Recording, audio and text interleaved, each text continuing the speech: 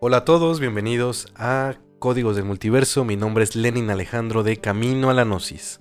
Hola, ¿qué tal? Yo soy Ricardo Ferrón de Música Cuántica TV. E Iván Donaldson de Iván Donaldson. El día de hoy tenemos un tema que les va a parecer muy interesante, que tiene que ver con un personaje tal vez no tan conocido, pero que dejó las bases de varias escuelas que después se crearon y que tal vez en los libros de la escuela ni siquiera aparece, pero se van a dar cuenta que tiene una gran importancia.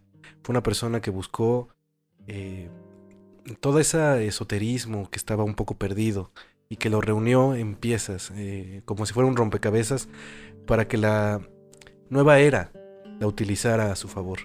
Así que les decimos directamente de qué trata el tema, que es acerca de un personaje que se llamaba Gurdjieff.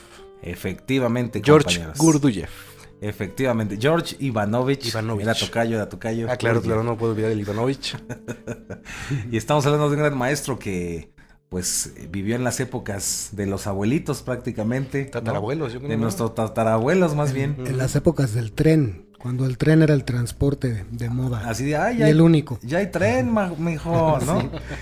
Y, pues, recordarles también que...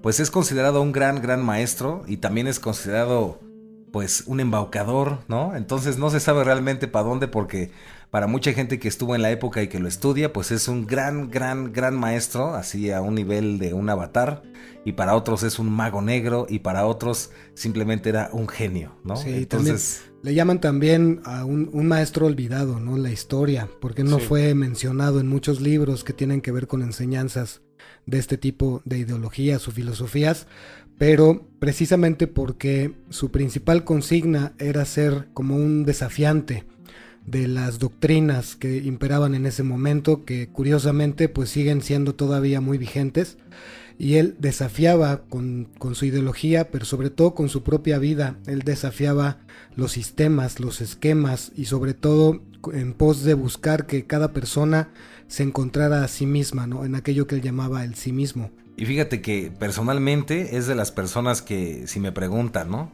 Oye, Iván, que si pudieras viajar en el tiempo y conocer a algún maestro así frente a frente, de todos los, así Buda, de todos los maestros, pues para mí el buen Gurdjieff estaría en los primeros de esa lista, ¿no? Imagínate, haber sido extraordinario poder ver un maestro de esta magnitud, que además conocido como el Tigre del Turquestán, también así le llamaban al buen Gurdjieff. Y bueno, para aquellas personas que no lo conocen o que apenas están escuchando acerca de él, o que han oído algo así como que de lejos, pues platicarles un poquito, ¿no? Para empezar, pues su historia es bastante misteriosa, ¿no? No se sabe muy bien. No se sabe muy bien ni siquiera cuándo nació. ¿Cuándo nació? ¿No? Se hablan de 1866, 1872, 1874, 1876. Entonces ni siquiera bien se sabe cuándo nació, ¿no? Es todo un precisa. Misterio. Lo que sí se sabe es que nació en la ciudad de Armenia, ¿no? Así es. Eso sí se sabe. O se cree, ¿no? Porque capaz que no va. Lo que pasa es que muchas veces se ha dicho que nació en una ciudad específica, pero que con el tiempo, después de las guerras demás, cambió a otra. Entonces muchos dicen que es ruso, otros dicen que es griego, otros que es allá del Turquestán y del Kazajstán y de esas tierras inhóspitas, raras. Y era parte también de la misma mística que el mismo Gurdjieff manejaba, ¿no? Sí, porque igualmente él tampoco, a pesar de que viajó durante 20 años o más, tratando de encontrarse a sí mismo y encontrar la ideología que lo llevaría después a desarrollar su propio método, pues nunca transmitió cuál fue la fuente, ¿no? de esas enseñanzas. Bueno, sí, acuérdate que sí, pero no es rastreable. O sea, es como si hubiera dicho, no, pues aprendí de los maestros de los cristales azules, ¿no? Y dices, ¿y esos dónde están o qué? Sí, porque hasta decía que las mismas guerras que habían sucedido en ese tiempo se habían encargado de eliminar todos los rastros de esas ideologías o culturas. E inclusive, bueno, ya llegaremos para allá ahorita en la historia, pero se cree que esta famosa sociedad secreta de Sarmung, que es la que supuestamente le enseñó todo, pues hunde sus raíces aparentemente en la Atlántida. Okay. Se supone que esta sociedad guardaba estos secretos atlantes. De esa época. Ajá, así es. Sí, de lo que se sabe del principio es que sí, bueno, su papá era carpintero, ¿no? Ajá, Era pastor y carpintero. ¿a qué me huele? Sí, no, imagínate, ahí suena, ¿a qué suena? Sí. No, pero sí. ¿No había una paloma ahí? No. Creo que todavía no. Okay, ya después llegó una paloma a visitarlo. No había una virgen tampoco por ahí. Tampoco había una virgen. Pero al principio, bueno, pues como lo vemos, entonces nació de una familia pues humilde, ¿no? O sea, no era como en muchos casos que hemos visto que pues era gente a lo mejor adinerada y que eso le permitió este conocimiento, sino era una persona humilde que nació en una ciudad pequeña, pero que desde muy niño empezó a conectarse con ciertas sociedades que se llamaban secretas, ¿no? Sociedades secretas que lo ayudaron, incluso alguna de esas sociedades, pues él deja los escritos de qué sociedades fueron, pero algunas no se conoce bien su nombre, ¿no? Eran ocultas para ese momento, y algo que también es cierto que lo marca desde el principio son las guerras, ¿no? Sí, porque claro. desde el principio él está en algunas batallas. De hecho hay una historia por ahí que cuentan de que recibió 2 balazos en las primeras batallas en las que él estuvo, y luego viene la Primera Guerra Mundial, ¿no? Que también eso lo marca muchísimo. Y creo que me parece que en la Primera Guerra Mundial sale de su país, ¿no? Es cuando sale de su país y se va a Turquía. Y aquí es muy importante también mencionar que recuerden que lo que más marcó a la vida de Gurdjieff y su interés por estos temas fueron, según recuerdo, 3 eventos muy importantes que él vivió. Uno fue vamos a llamarle una gitana, una adivinadora, que lo que hacía era leer la mano. ¿Cómo se les conoce? Que ahorita se me está yendo el nombre. Quiromancia. Quiromancia, sí. Una mujer que hacía quiromancia, y al leerle la mano le dijo que iba a ser herido de bala en la rodilla en el futuro. Y esa herida ya la tenía, pero me parece que había sido por cacería. Y lo extraño es que él no le había dicho jamás a nadie sobre eso que había sucedido, ni siquiera a sus papás. Entonces le llamó mucho la atención que esta mujer pudiera ver eso en su mano, ¿no? Y desde ahí dijo: ah, caray, esto está interesante. Sí. El segundo es un evento que ojalá se siga haciendo, lo desconozco. Es un evento que se hacía en Medio Oriente. Imagínense nada más un lugar en donde iban diferentes músicos, ¿no? De diferentes, vamos a llamar, tradiciones. Y se hacía en un cerro, en una especie como de punto entre varios cerros. Y lo que se buscaba es que a través de este instrumento se hiciera un sonido que hiciera resonar todos los cerros. Entonces Gurdjieff igual estaba muy chavo, muy chamaco ahí cuando fue, era un jovencillo, y le toca ver cómo uno de estos instrumentos hace resonar todos los cerros, y desde ahí también queda impactado y dice, pero en ese momento pues casi no había muchos estudios sobre el sonido, la resonancia, estas cosas, y a él le llama mucho la atención. Y el tercero fue una peregrinación que hubo de la iglesia de un santo. Ese me parece que sí fue en Rusia, y le tocó ver cómo una persona que no caminaba, después de tocar una imagen de estas sagradas católicas, pues pudo caminar, ¿no? No recuerdo bien si fue eso o que le devolvió la vista, pero pasó un milagro así muy fuerte. Sí, de hecho dicen en parte de lo que es la leyenda de cuando él comienza su búsqueda, que de niño le pasaban cosas de tipo paranormal, muy seguido, que tenía experiencias muy conectadas con la magia. Sí. Y que también había visto entidades, ¿no? Que también había visto cosas muy extrañas, tanto eventos conectados con el magnetismo, conectados con la física, pero cosas muy extrañas. Y según también la leyenda, o lo que se dice, su camino empieza cuando en una de esas expediciones, como mencionaba Master Len, él empieza a hacer expediciones con diferentes buscadores que estaban como en esta parte de encontrar diferentes cosas relacionadas a la autoindagación. Descubren en un templo, en unas ruinas, descubren una referencia de un templo que se encuentra en Asia Central, que es de la Orden de los Armug. Exacto. Y es ahí justamente cuando él se enfila o se recluta dentro de este templo y empieza ahí el camino de su búsqueda espiritual. Pero ahí te va, porque se va a poner sabrosón esto.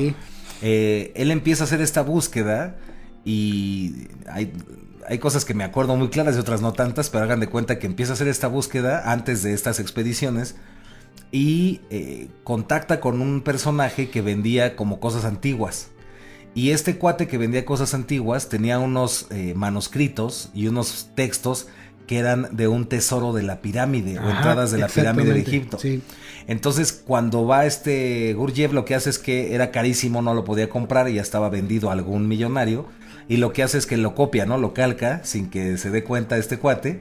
Y cuando va a Egipto, precisamente a buscar estos tesoros o estos conocimientos, resulta que pues llega este millonario que sí pagó y le dice, oye, pero ¿por qué tú tienes esto si a mí me costó un montón?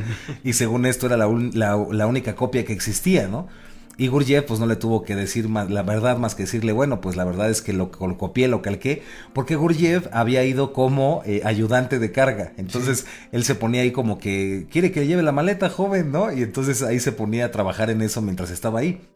Lo interesante de este personaje es que era un millonario que efectivamente le encantaba también estos temas de la espiritualidad y del autoconocimiento, y haz de cuenta que eran uña y mugre, o sea, fueron perfectos. Sí. Y este cuate es el que encuentra, según yo recuerdo, es el que les presenta sobre unos artefactos o cierta información o conocimiento en el desierto de Gobi. Y les dice que pues vayan juntos al desierto de Gobi a encontrar estos textos y todas estas cosas, y se arma un grupo de investigadores. El problema es que pues van muy inocentemente y pues todos se mueren. Inclusive creo que este cuate, el millonario, también se muere y solo queda Gurdjieff como pues el que estaba investigando esto. Y para este punto, según recuerdo, Gurdjieff realmente aprendió muchas cosas porque visitó el Tíbet, visitó la India, tiene una fuerte influencia de los sufis, ¿no? De los derviches en Medio Oriente. En fin, contacta un montón de tradiciones y de cosas. Fíjate que, perdón, nada más así como dato curioso, ahora que estuve leyendo sobre cómo empezó él su vida siendo un chavito, me resonó mucho.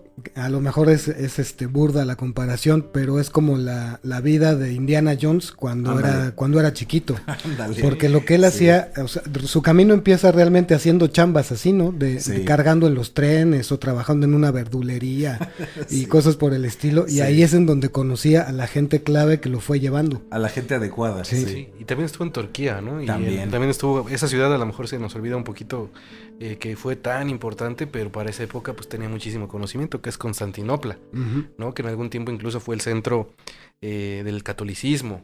Después, bueno, se pasó a Roma, pero ahí había muchísima información de la iglesia, muchísimos documentos y todo eso que también pues le ayudaron, ¿no? Claro.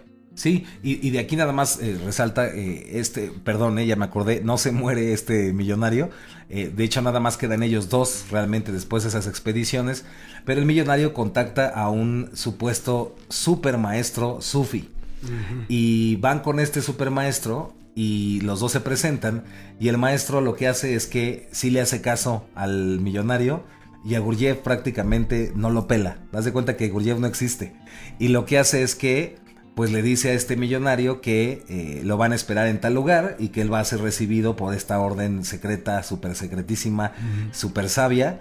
Y a Gurdjieff pues no le dice nada y lo deja ahí. Se va este millonario, Gurdjieff se queda ahí y empieza a buscar, ¿no? Otra vez más enseñanza, métodos, porque lo que quería Gurdjieff era realmente encontrar al maestro, o sea, alguien que realmente le enseñara. Exacto. Sí, claro. No quería como... Él ya había sacado muchas conclusiones y sabía muchas cosas y practicaba muchas cosas, pero él quería encontrar la raíz del conocimiento, ¿no? Para no hacer el cuento tan largo, pasan muchas cosas hasta que pues le implora a este sufi, le dice que por favor pues le diga qué tiene que hacer para poder llegar a esa orden, hasta que ya pues como que algo le dice a este sufi que lo tiene que hacer y le dice a dónde tiene que ir. Y se supone que es precisamente, creo que, no sé si es en Turquía, en algún lugar, pero era como desértico, así misterioso, y le advierte, ¿no? Aquí hay de dos, o llegas al lugar en donde tienes que llegar y te van a recibir, o te vas a morir en el camino, ¿no? Así, en este camino solo hay de dos, o llegas bien o te vas a morir, ¿no? Ajá. Y Gurdjieff dice, pues no importa si me muero, y se va a la aventura, a atravesar otra vez acantilados, un montón de problemas, pasar las noches así en el desierto, hasta que llega con la famosa sociedad secreta de Sarmung, ¿no? Esa es, sí. Y justamente emprendiendo estos primeros viajes, él pues se embarca en una aventura incierta, porque realmente él no tenía idea de a dónde iba a llegar, y por supuesto en ese momento no estaba consciente de todas las cosas que iba a descubrir, pero recordemos que también dentro de su vida como bien lo decías Iván hace ratito, la guerra fue un factor condicionante que siempre estaba presente en todas las historias, y aunque eso lo llevó a retirarse de los lugares en los que él consideraba que eran su casa, su hogar, pues llegó a cimentar buenas raíces en París, ¿no? Principalmente, ya un poco después, París fue su hogar, el lugar en donde él cimentó sus raíces. El ¿no? centro de operaciones. El centro de operaciones secretas. Sí, pero yo como tú dices, yo creo que la guerra sí lo marcó, porque también se va a Rusia y le toca quiere poner ahí unas escuelas. Eso vamos para allá, exacto. Nada más para cerrar esta parte, ¿ven? Es que termina y supuestamente, esto ya se dice por ahí, las lenguas dicen, que lo instruyen como instructor de la humanidad. Entonces el trabajo de Gurdjieff es salir, ¿no?, de la sociedad secreta de Sarmunk y compartir sus conocimientos con la humanidad y ser realmente un instructor de la humanidad. Y es ahí cuando esto que comentas llega a Rusia y ahí empieza lo sabroso, Milen. Ok, sí, pero ahorita que dijiste instructor de la humanidad me hiciste recordar que parece que sí hay coincidencias con esto, ¿no? Yo recuerdo que incluso Oscar Ichazo, también llega un momento en que parece que fue nombrado también instructor de la humanidad, ¿no? Sí. O sea, sí hay una orden por ahí secreta que trabaja de este tipo de cuestiones, ¿no? Sí. Entonces, lo que decía de la guerra es que sí, parece que sí lo marca, porque, pues primero, la Primera Guerra Mundial, ¿no? A lo mejor él no participa directamente, pero sí le llama la atención lo que está sucediendo a nivel sociedad. Y luego se va a Rusia, donde quiere poner su escuela y todo está bien, pero de repente le llega la Revolución Rusa. Ajá. Y también tiene que salir huyendo.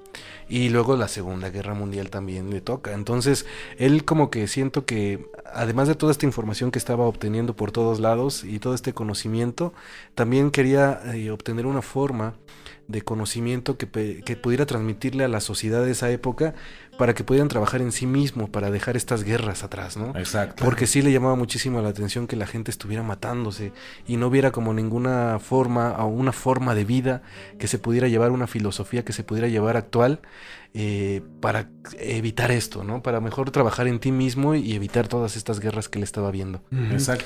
Inclusive él también tenía muy marcado esto de que no le gustaba o no le parecía el materialismo en el que vivía la gente en su mayoría, pero no solamente esta cuestión materialista del dinero o el hacer fortuna, sino que la gente no considerara al espíritu como parte integral de una persona, ¿no? Claro. Sino que la gente estuviera nada más enfocada en todo lo que era la cuestión física de la realidad.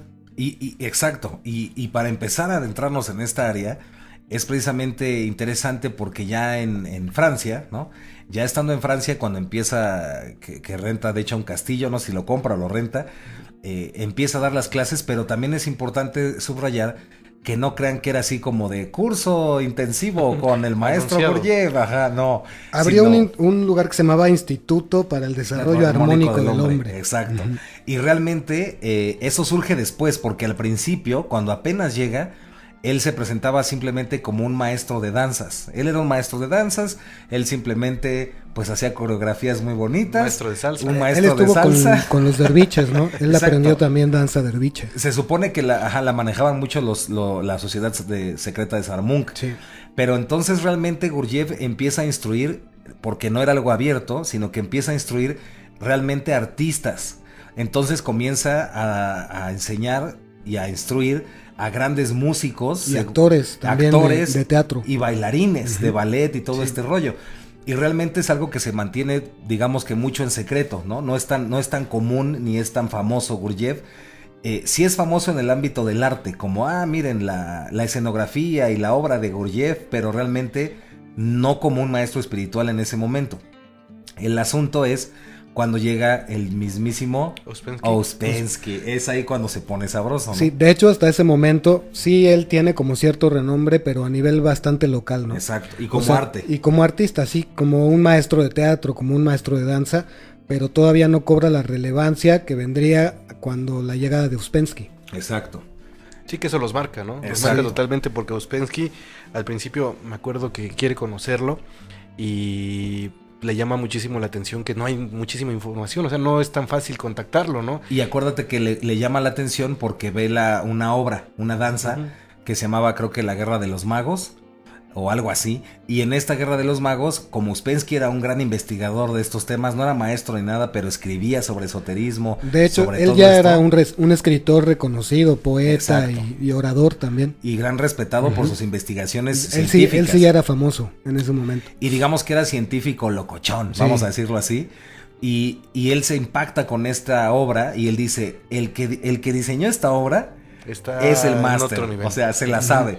Acuérdense también que Uspensky venía desilusionado porque había buscado una escuela igual que Gurdjieff en la India, y para Uspensky solamente había charlatanes y había solamente personas expertas en hipnosis, ¿no? Y eran puros trucos hipnóticos baratos y de circo, y no encontró una escuela. Entonces realmente estaba muy triste, y cuando ve a Gurdjieff, digamos que esa esperanza le brilla y dice, a lo mejor este es el maestro que tanto he estado buscando.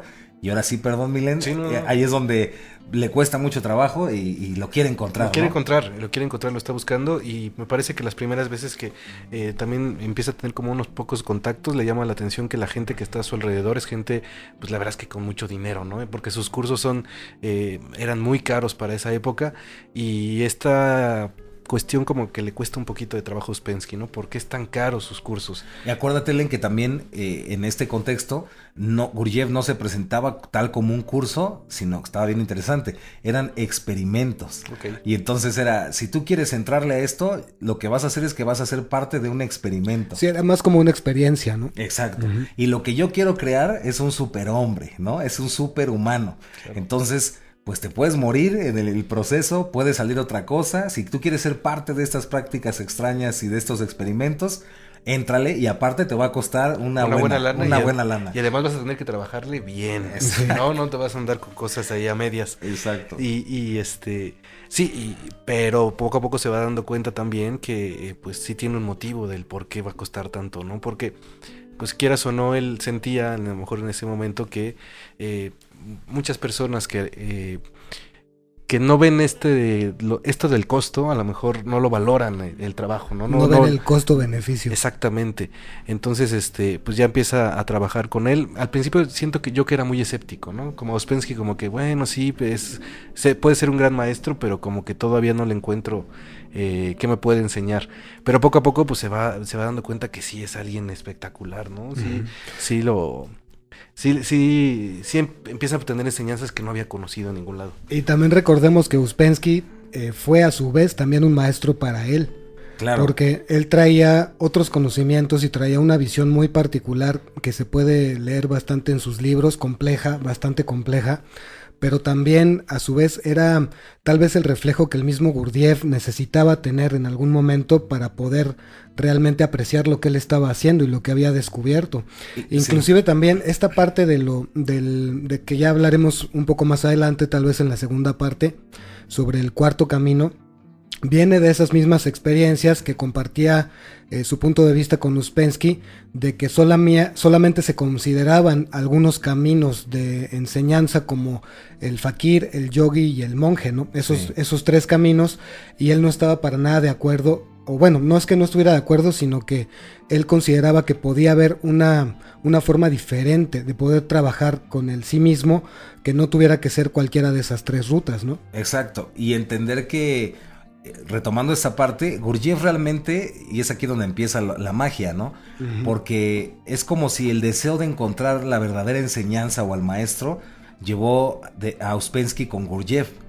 Pero lo interesante aquí es que si te pones a investigar, Gurdjieff es el que más bien atrae a Uspensky, porque él quería alguien que fuera intelectual. Exacto. Que pudiera intelectualizar el conocimiento que Gurdjieff tenía para que los hombres de ciencia y para que la gente en general pudiera comprenderlo, pero de una manera seria, ¿no? Intelectual y a su vez despierto. Exacto, despierto, a eso me refiero. Y que realmente la gente que pues sí trabajaba en sí misma le interesara participar en esto, y realmente pues viene esta unión de ambos. Algo muy gracioso es que en esas épocas, ¿no? Los alumnos decían, es que Gurdjieff tiene la enseñanza y Uspensky tiene... Uspensky tiene la enseñanza, pero Gurdjieff tiene la práctica. Y después decían, bueno, aunque también la enseñanza. Entonces, sí.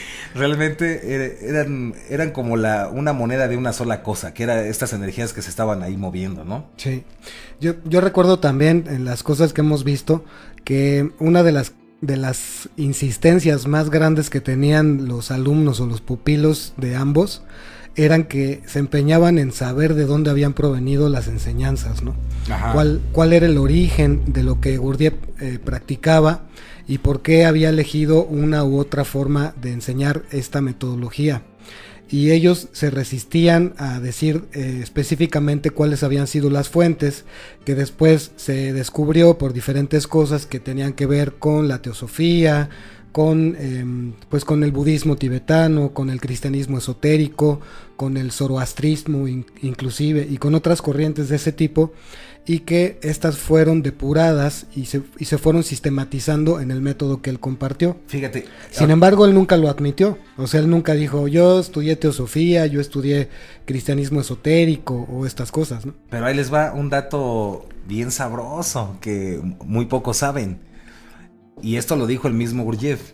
Cuando Gurdjieff, regresando un poquito en la historia, cuando Gurdjieff sale de la Sociedad Secreta de Sarmunk, es que esta está buena, agárrense, porque traen pañal, no es cierto. Está muy buena porque Gurdjieff, cuando sale de la Sociedad Secreta de Sarmunk, le dicen, lo primero que tienes que hacer es ir al Tíbet, y ahí vas a enseñar. Y Gurdjieff dice, yo voy a enseñar al Tíbet. Entonces lo mandan y se dice... Cuenta la historia que fue maestro del Dalai Lama. Entonces, imagínense nada más el nivel que tenía un hombre como él para ahora sí que egresado de la Sociedad Secreta de Sarmunk, ser instructor del Dalai Lama, ¿no? Y no es del Dalai Lama actual, sino del Dalai Lama anterior. Ajá. Y es curioso porque si ves fotos del Dalai Lama anterior, le da un aire a Gurdjieff, como que dices, ¿no será que como que le cayó muy bien ese maestro o lo influyó bastante? Entonces está interesante ese dato.